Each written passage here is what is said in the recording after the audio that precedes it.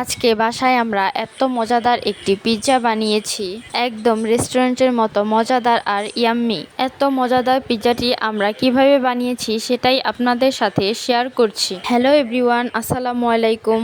সবাই কেমন আছেন? পিৎজা বানানোর জন্য আমরা প্রথমে 1 কাপ ময়দা নিয়েছি, এরপর পরিমাণ মতো ইস্ট আর 2 চামচ চিনি দিয়ে দিলাম, আর সামান্য একটু লবণ দিয়ে দিলাম। এরপর কুসুম গরম পানি নিয়ে অল্প অল্প করে দিয়ে মুথে মুথে একটি ডো বানিয়ে নেব। ডোটা ভালোভাবে বানিয়ে নিতে হবে। রান্নার তেল দিয়ে দেব, রান্নার তেল দিয়ে আবার ভালোভাবে মুথে নেব। এরপর একটি ঢাকনা দিয়ে ঢেকে 2 ঘন্টার জন্য রেস্টে রেখে দেব। এরপর হোয়াইট সস বানানোর জন্য একটি কড়াইতে তেল আর 2 চামচ ময়দা নিয়ে ভালোভাবে নেড়ে নিয়েছি যাতে নিচে লেগে না যায়। এখন এর ভিতর 1/2 কাপ দুধ দিব। দুধের সাথে মিশ্রণটা ভালোভাবে মিশিয়ে নেব। এরপর চিলি ফ্লেক্স, গোলমরিচ আর স্বাদ মশলা দিয়ে দেব। পর অনবরত নেড়ে ছেড়ে হোয়াইট সসটি বানিয়ে নেব। হোয়াইট সস বানানো হয়ে গেলে এখন চিকেনগুলা ছোট ছোট টুকরো করে কেটে ধুয়ে নেব। এরপর কড়াইতে তেল দিয়ে চিকেন, আদা বাটা, মরিচের গুঁড়ো, সস আর ম্যাজিক মশলা দিয়ে ভালোভাবে ভেজে নেব।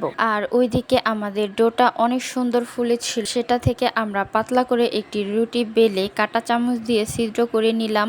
এর উপরে প্রথমে আমরা টমেটো সস দিয়েছি। এরপর হোয়াইট সস দেওয়ার পর চিকেনগুলা চারদিকে ছড়িয়ে নিলাম। তারপর গোল করে টমেটো কেটে দিয়ে দিলাম। তার উপর এভাবে গোল করে পেঁয়াজ কেটে দিলাম। গাজর, ক্যাপসিকাম আর ধনিয়া পাতা দিয়ে দিলাম। মানে আমার হাতের কাছে যা যা ছিল তার সবই দিয়ে দিলাম। এখন একটি ফ্রাই প্যানের নিচে বাটি বসিয়ে আমাদের পিৎজাটি দিয়ে দেব। এরপর ঢাকনা দিয়ে ঢেকে দেব। 25 মিনিট পর ঢাকনা খুলে দেখি আমাদের পিৎজাটা এত সুন্দর হয়েছে, অনেক সুন্দর ফুলেছে, মাশাআল্লাহ। এখন পরিবেশন করার পালা। আমরা পিৎজাটিকে সুন্দর করে কেটে নিয়েছি। স্বাস্থ্যকর উপায়ে এই পিৎজাটি এতটা মজা হয়েছে বলে বোঝানোর মতো না। আমরা সবাই মিলে খেলাম, তার রিয়াকশন দেখে বুঝতেই পারছেন যে কত মজা হয়েছে। ভিডিওটি আজকের মতো শেষ করছি। আল্লাহ হাফেজ।